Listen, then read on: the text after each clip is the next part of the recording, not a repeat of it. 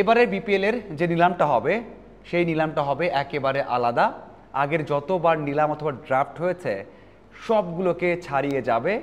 যে ছাড়িয়ে যাওয়া সমর্থকদের মন খারাপ করবে, যে ছাড়িয়ে যাওয়া বোর্ড অথবা কর্মকর্তাদেরকেও মন খারাপ করাবে, অথবা সেই জৌলুসটা পাবে না, সে আক্ষেপ থাকবে। সেটা কি জানেন? পঞ্চ পাণ্ডবের কেউ এবার ড্রাফটে অথবা নিলামে থাকছে না। মানে ওই যে প্রোগ্রামটা হবে সেই প্রোগ্রামটাকে আলোকিত করবে না। দেখুন, এর আগের বার মানে গতবার তামিম ছিলেন। তামিম যখন মুশফিক এবং মাহমুদুল্লাহকে ডাকলেন তখন কিন্তু সবাই এক হয়ে আবারও সেই মঞ্চটাকে আলোকিত করেছেন। কিন্তু এবার তামিম নেই, তামিম খেলবেন না, নিলামের নাম থাকবে না, এবং ওই যে বিসিবি কেন্দ্রিক যে ঘটনাগুলো সেখানে তামিম আছেন এবং তামিম চান না এভাবে খেলাটা কন্টিনিউ করতে, থাকছেন না।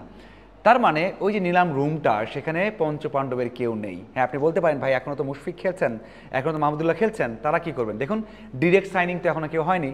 তার মানে ডিরেক্ট সাইনিং না হওয়া মানে হচ্ছে সেখানে নিলামে কখন কোনো দল নেবে কি নেবে না সেই কনফিউশন, সেই সংখ্যা তো থাকছেই। এবং যারা ডিরেক্ট সাইনিং রয়েছেন তারা তো থাকবেন, তারা টেবিলে থাকবেন, যে কর্মকর্তা বা মালিকরা আছেন তাদের সাথে থাকবেন। তার মানে নতুন একটা যুগ শুরু হয়ে গেছে।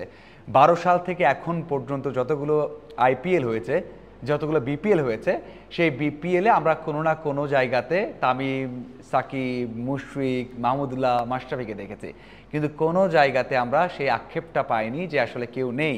গতবার তামিম ছিলেন, আলোকিত করেছেন, এবার কেউ নেই, কেউই নেই।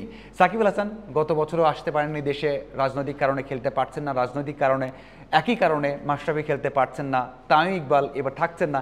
বাকি দুজনের কথা বললাম, তারা হয়তো দল পাবেন, যদিও কষ্টকর, দল পাবেন। আমি এর আগেও বলেছি যে তাদের যদি রেটটা বেশি হয়, তাদের যদি এ ক্যাটাগরি বা তাদের যদি ভিত্তি মূল্যটা বেশি হয়, তাহলে তাদেরকে কোনো দল নেবে কি না এবং নিলে কত টাকা দিয়ে নেবে সেটা একটা প্রশ্ন থেকে যাচ্ছে। তার মানে কি, ওই যে পঞ্চ পাণ্ডবের যে রাজত্ব বিপিএলের সাথে, সেই বিপিএলের সাথে যে রাজত্ব সেটা কিন্তু থাকছে না। এবারের সেই আক্ষেপটা নিঃসন্দেহে থাকবে। তবে নতুনদের যুগ, নতুনদের থাকতে হবে, এবং সবচেয়ে বড় বিষয় হচ্ছে এইভাবে তো মুভ অন করতে হয়। কতদিন থাকবেন?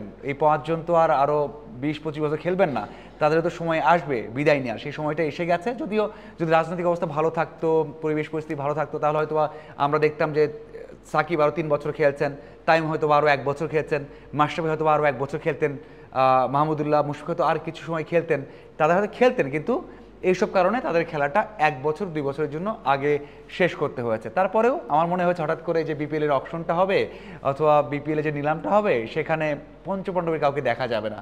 সবাই টেবিলে থাকবেন নতুন, এবং কর্মকর্তা যারা রয়েছেন তারাও নতুন, সাথে টিম যারা রয়েছেন সেখানেও বেশিরভাগ নতুনদেরকেই দেখা যাবে, এবং সেখানে বারবার হয়তো বা সবাই খুঁজে ফিরবে যে কোথায় তামিম, কোথায় সাকিব অথবা কোথায় মাশরাফি।